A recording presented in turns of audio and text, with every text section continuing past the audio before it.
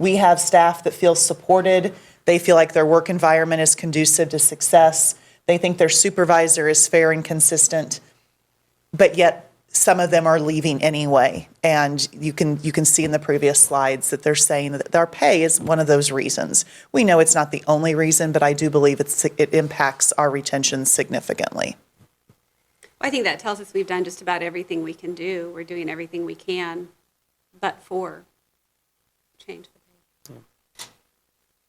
Well, we continue to try to figure out other ways to both entice and recruit. Lisa does a great job of getting out to every opportunity to recruit staff, and we are, the trend right now is, and it's been true throughout my career, but it's even more prevalent right now, the sooner you can identify positions that you need to fill, the stronger the candidate pool is going to be. So the folks were already, where we've got openings that we know are going to be there because of retirements and resignations that have already happened, we get pretty good candidates there and we hire strong. But as the spring goes along and we get to summer, that pool continues to narrow and narrow and narrow. And I think that timeline is just going to speed up in the coming years with the shorter number of available qualified folks. Well, and I'd like to commend you and your staff, Lisa, because I know you guys have done a tremendous job of getting more proactive and trying to discover when we're going to need to fill a position so that we can get to those people first. We sure try. Even at this early stage, there's some areas that are even hard to find quality applicants for this early. Special education, some of the more specialized sciences, foreign language, things like that. So it is important for us to get out early. Sometimes I think everybody's a little shocked that we're doing it this early, but we've gotten a few great hires so far. One other thing I would point out in our support staff ranks, you see the larger numbers there, even though that's a smaller pool of our total employees than the certified staff, you'll see bigger numbers of turnover. There are positions that are turning over more than once per year because of the situation we're in from how much we can do for them. And the reality for some of them is this is not necessarily a 12-month position, and there might be a 12-month position that would suit them better. So you can't say everything is just because the hourly rate. It might be the combination of the hourly rate and the amount of hours that are available to work. Please refresh my memory. Where do our nurses fit in on this? The nurses are on the support staff. Okay. And I know that's been a tough position for us. I think it would also be important to add that many of our support staff, when they do feel like they have to resign, more often than not, they tell me, I really don't want to leave. This is a great place to work. And that warms your heart, but you can only hold on to that for so long. Any other questions while we're on this topic? That's great information. Thank you. Okay. All right, moving on to capital improvement project list, Dr. Pettengill. Yep. If you'll give us just a minute, we'll do a quick transition here, and Michelle can open the priority list. So as I mentioned earlier, as we go through our planning process, we're going to be looking at a Plan A and a Plan B as we get closer to that April date. But it's normal for this time of year for us to be looking at what we're going to be doing in terms of summer projects. We have a timeline that requires us to get bid specs together and get bids out and get those back in for you to approve in the springtime, so that work can primarily happen over the summertime. So Dr. Pettengill and Scott Dobson have been working for months already on trying to put together a list of projects that they see as high priorities in terms of needs. And I'll kind of also remind you at the same time that we look forward multiple years at the same time, and you're going to see a second chart here in a minute that has kind of a 5-year view that I would consider a work in progress. Within that strategic plan, we have an action step that talks about getting a more formalized 5-year plan that's even more detailed moving forward, where we spend more time studying our facilities. And we've got a lot of expertise in our department, so they already know where the worst situations, the bad actors in terms of rooftop units and things like that are. But it's going to be an ongoing thing to try to identify what is the most prevalent or the most priority items. And we've got good ideas already, but what we'd like to do at this point is have Dr. Pettengill walk you through some of these items that we're looking at for this summer and just give you a quick high-level explanation of what some of those might be. And again, the top half of the list would be kind of the Plan A group of what we would typically do in a normal year in terms of maintenance projects. And then that second list, the second bottom half, would be if we had more resources we could put to it, we have plenty of projects that are needed and ready to go. So why don't Well, you I walk- would like to tell you before you start, thank you very much for putting in the years that some of those things were initially installed so that we can truly see how old some of them are. Because if we weren't here back in 99, we would have no idea that they were installed in 99 and it's 17. So thank you for giving us that background. Very good. It's actually 2018, but so we're. Details. I don't want to lose any of my years we're- showing the age on some of these items. You'll see a lot of rooftop units here. We spend a lot of money with preventative maintenance, which allowed these rooftop units to outlive their life expectancy. If we're able to do both Plan A and Plan B, the only rooftop units we'd have left in the district that were 99 would be Stonegate, because those are original, and that's on the 5-year plan. That actually shows up summer of 19, along with a couple other things at Stonegate. So, but I do just want to give you a little bit, trying not to get in the weeds too far with you, but just give you a quick idea on what we're planning on trying to get done this coming summer. This is about 29, I think, identified projects out of over 110 identified on the 5-year plan. So I'll walk through their vehicles. We didn't purchase any vehicles last year, as we put a lot of our resources towards the remodeling. So putting our fleet behind a little bit more.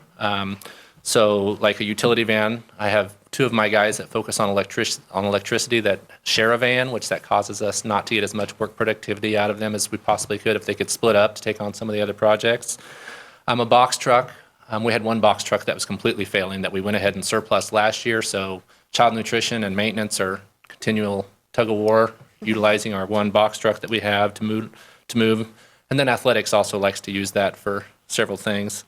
Our security vehicle is cross your fingers on a daily basis that we're going to get through, so it's also on the list that we can upgrade that. Looking through some of our other budget lines that are capital projects, and then 40 lines. The equipment line, and I listed out a few things there. Power washer. Right now they salted, obviously, Sunday night from 1 a.m. to 9 or until school started, and they still haven't been able to wash those trucks off because the car washes are closed since it's below freezing, and that's not good on our vehicles. So we want to make sure we're taking care of the vehicles that we do purchase. We're in need of some more utility trailers, the custodial floor equipment, just random tools. Moving through there, our fire panel at Academy, at our Ray-Pec Academy building, is giving a trouble signal and a comm failure daily. Scott and Larry are getting calls, and they're working on it and constantly. I mean, we're just due. That's a safety concern. That's something we really have to get done this summer. Going through your district-wide roof repairs, Joe Kuhn found out pretty quickly that we don't have an access ladder to get from the old part of the high school to the 2nd floor up over this freshman wing. So every time that he's going back and forth with tools, he has to go back in the building, go around, go upstairs, and then go use a different roof access. So we want to put a ladder up there for them. That just makes better use of their time. And then along with just the budget line for repairs. When we do have leaks, the principals and teachers prefer that we go ahead and get those taken care of. So we need to have money in that line. Sarah Chelberg, we used all of her equipment line last year to get the serving lines for intermediate so that the younger kids could utilize the serving lines.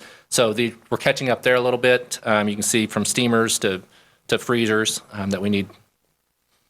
Timber Creek, I don't know if you've heard, but they would like a new playground, and that has definitely made our list. Number 1. So it is in Plan A, and that is something that is needed. That, as we're all painfully aware, that equipment needs to be replaced. It would Absolutely. have been on the list last year if we hadn't had 3 other elementaries that really took priority, and Yeah. you can only stretch your dollars so far. So we're excited. We've already got plans started on what that will look like to meet the standard that we've done with the previous elementaries. We have the Shoal Early Childhood Center right now, so we no longer need the cottage. It is for sale, and the bids will be open on Tuesday, so we're hoping to get some bids for that.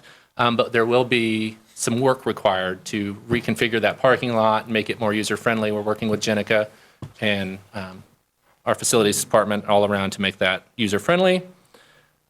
Eagle Glen needs, their parking lot's been on our list since well before I was here. And so that's good. We've done Band-Aids to it in the past, some patchwork, which is still good. That means we won't have as much, if any, full depth replacement. But parking lots are expensive. We've also had patrons that would like, right now we use some coned areas to get students, the walkers, up that area. We would like to go ahead and put a sidewalk down that west side of that entrance, just to give a little bit more safety to our kids. Raymore, along with where the cottage area is, we have some cracks opening up. And once you have cracks in your pavement, in your asphalt, the water gets underneath it. That's a bad thing. Water's bad. So we want to go through, crack seal, fill it in, then do a seal coat and restripe out there. Bridal Ridge is our leakiest building, which is sad because that roof is not that old.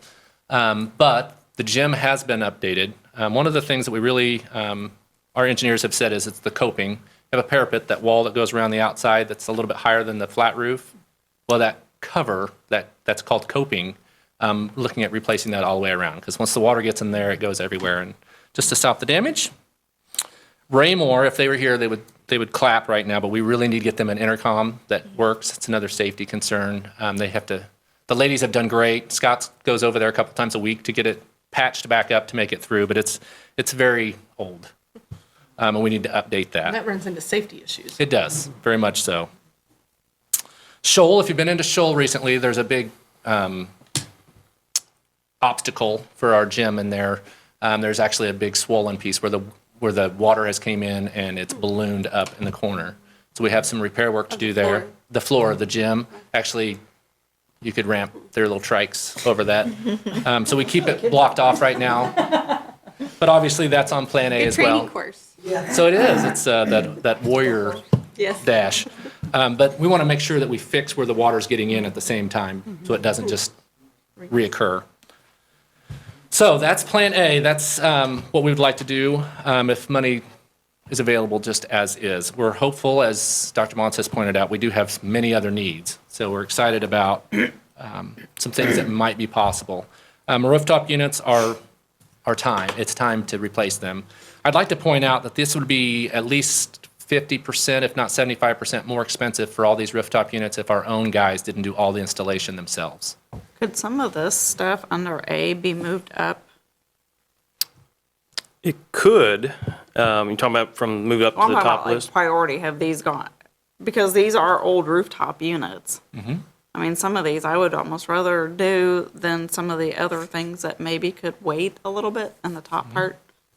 That's an ongoing If we could conversation. This is all tentative. Juggle it all. They've been juggled back and forth. Okay.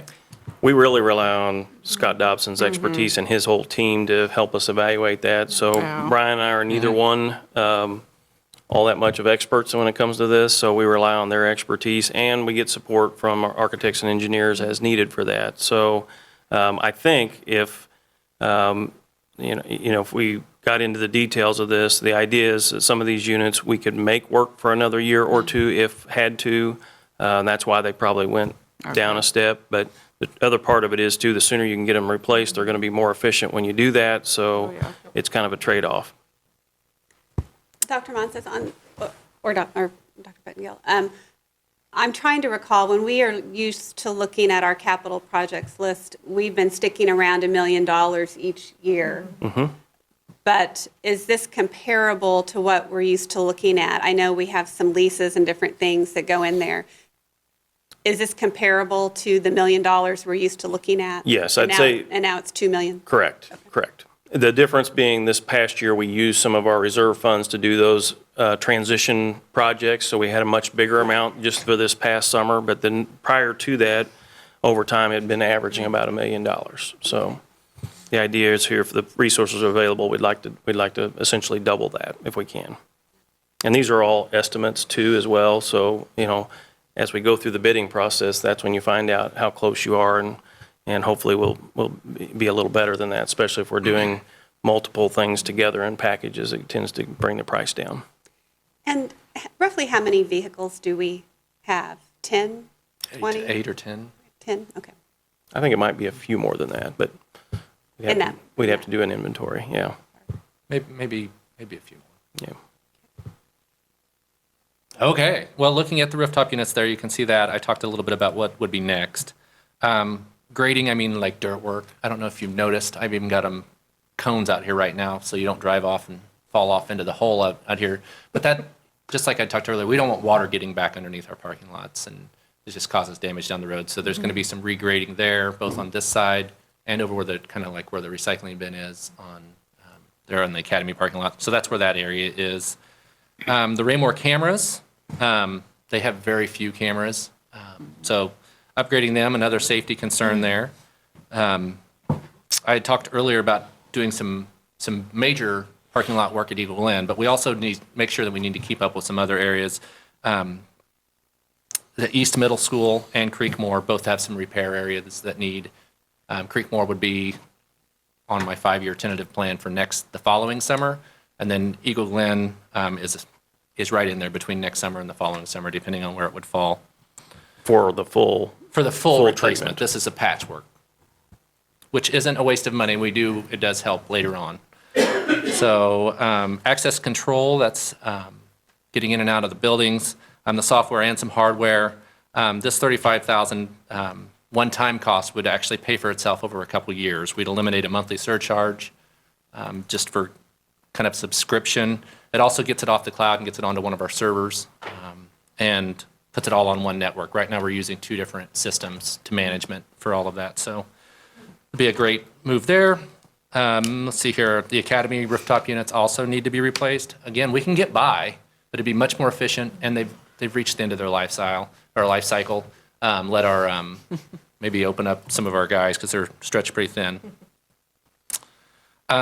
Some water filter descalers installed district-wide in the kitchens. That's in all of our buildings. East Middle School right now is the only one that has a working kind of a water softener descaler.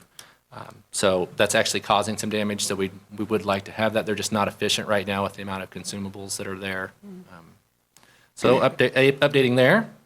Right now, our stadium concession stand, the one behind the bleachers, there's a water leak. When they built the north locker room, the water line actually is underneath it, so they can't get access to it very well, the PVC. And there is a leak there. And one of our things about having an energy manager, he noticed the overage. But we've had vendors out. We can't find the leak. There's not a wet area, but we're talking 35 or 40,000 gallon if we don't turn it off at the main. So we need to run a new water line. So that's where that's coming in. Some parking lot preservation, just some crack seal work, just so we're keeping up with any cracks that open up. At Peculiar, we just put in a whole bunch of investment in their parking lots, but we want to make sure we're taking care of that investment. So going back through and protecting our investment in those 4 schools. I don't know if you've been to the high school gym floor. It's kind of turning yellow. That's from, it hasn't been sanded down and repainted since 2001 or 2. So that's something that's usually done at least every 8 years or so. And we're behind on that, and that's something that's just kind of been patched up, or, gotten by. The polyurethane layers. I was told not to use the term wax because it's not wax, it's polyurethane.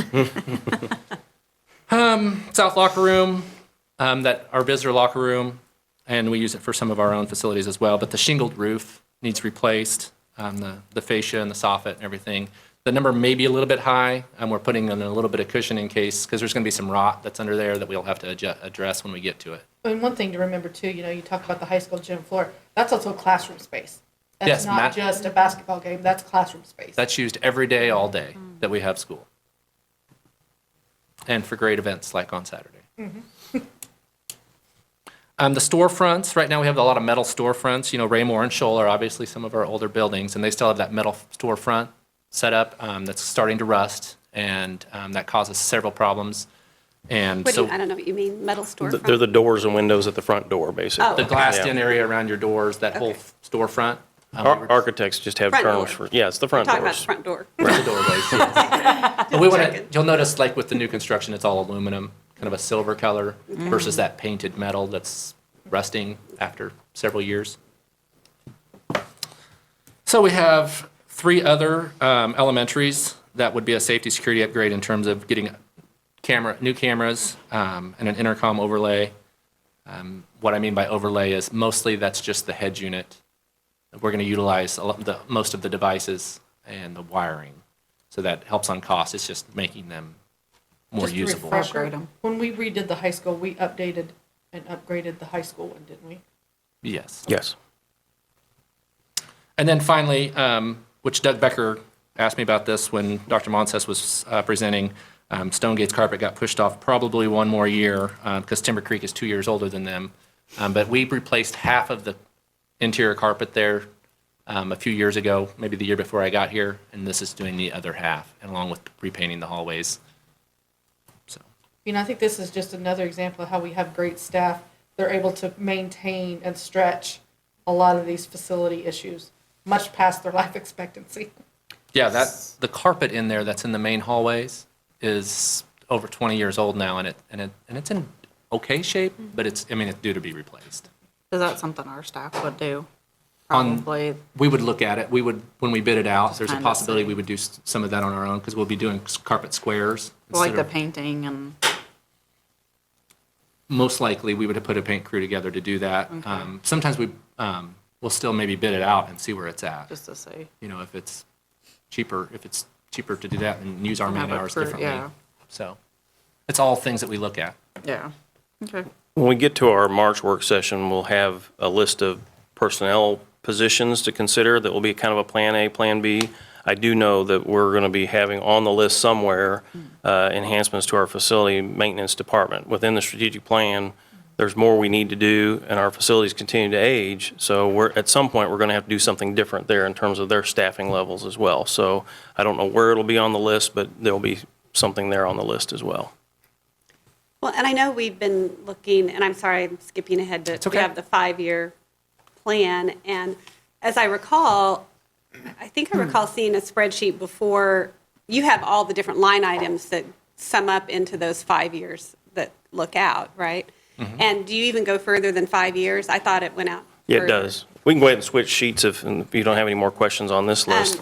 Because, we've been in a mindset of we only get to spend $1 million a year because when the budget cuts happened, this was one of the key areas where we had to cut.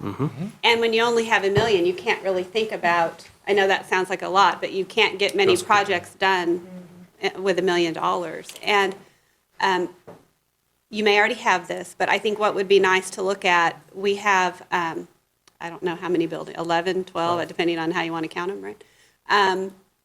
Each building has a roof, it has a parking lot, it has a gymnasium floor, it has hallways, right?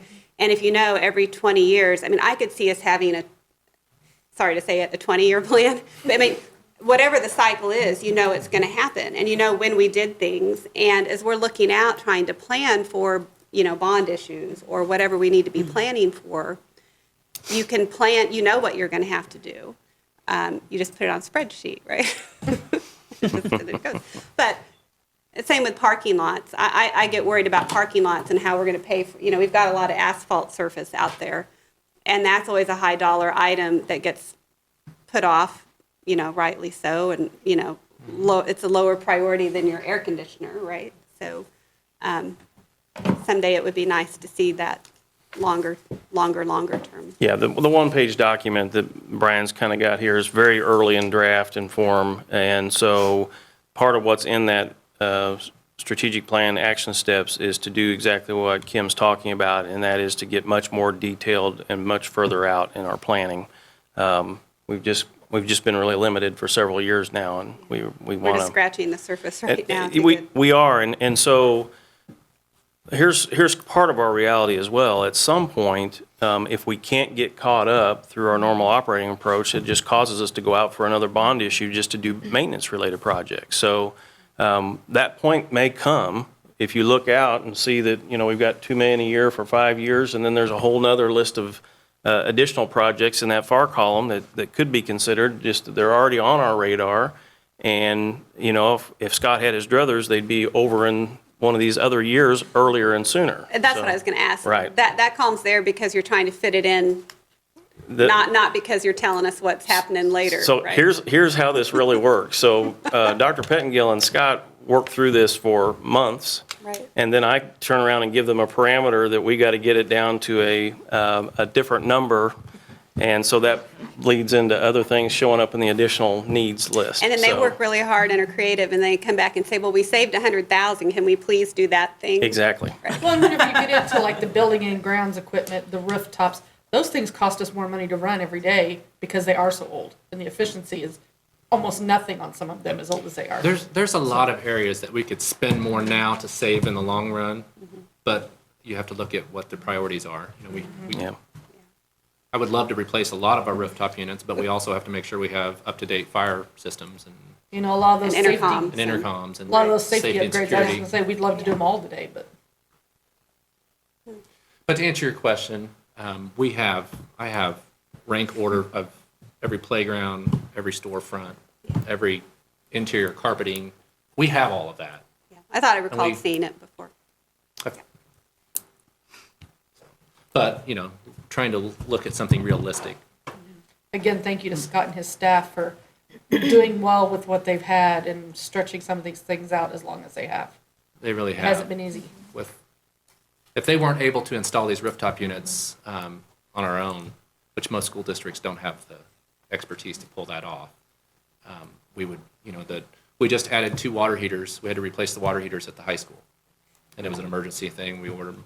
And Scott and his crew with Jeff Helzer came in and repiped it, gassed it, and repiped everything and saved us Big deal. probably $15,000. When we're looking for opportunities to recognize staff, I think that might be a good one to put on our list. Absolutely. Yeah. And I do appreciate your concise presentation and attention to detail. And we appreciate you being out at 1 o'clock in the morning salting for us. Well, just for the record, that wasn't me. That was the guys. Come on. They won't trust me to run their trucks. They don't want me pushing snow. As we start having the ability, to spend a little more money on these kinds of things, most of the things in this category are part of the building. They're attached, so to speak. But there are some areas where, whether it's tools or equipment, and I would just like to have a request that the Finance Committee discuss management of inventory and tags and numbers, and perhaps get a report to the board on how we're keeping track of these capital expenditures on items that are more movable and not, and less attached. We have that. I'm being diplomatic. So obviously, this is a work in progress, and so the next thing you'll see, we're in the process of starting that bid paperwork, specs, details of that sort, and usually by April, you'll start to see some of these bids to be awarded. I know we've had questions in the past, like on the asphalt work, about tagging onto the city bids with Peculiar, Raymore, and I think even either Pleasant Hill or Harrisonville have done that before. That might be an opportunity at some point, but the challenge there is their timeline is different than ours. We really need to start the first week of June. Last year, they awarded their bid at the end of June. They didn't start any of their work till the end of July, and we had this whole big parking lot complex to work on that summer. So if that opportunity ever presents itself from a timing perspective, we can look at that as well. I know that was one of Mr. Westcoat's observations in the past, working through the city angle. Well, on if that. we do more than one parking lot at a time, it would probably save some money, I would think, having one company do Oh, yeah. several, because then they would already have the equipment here. Whatever asphalt and concrete work we need done.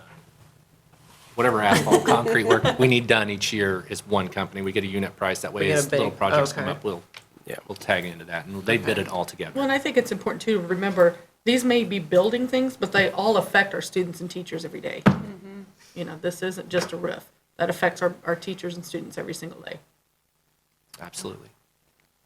On the asphalt, I'm sure the cities have their master plan too. I mean, it might just be something where we ask to become part of their plan, part of their timing. We can explore that. Okay. We've had that conversation a couple years in a row now, and it just, for whatever reason, hasn't lined up, so. Okay.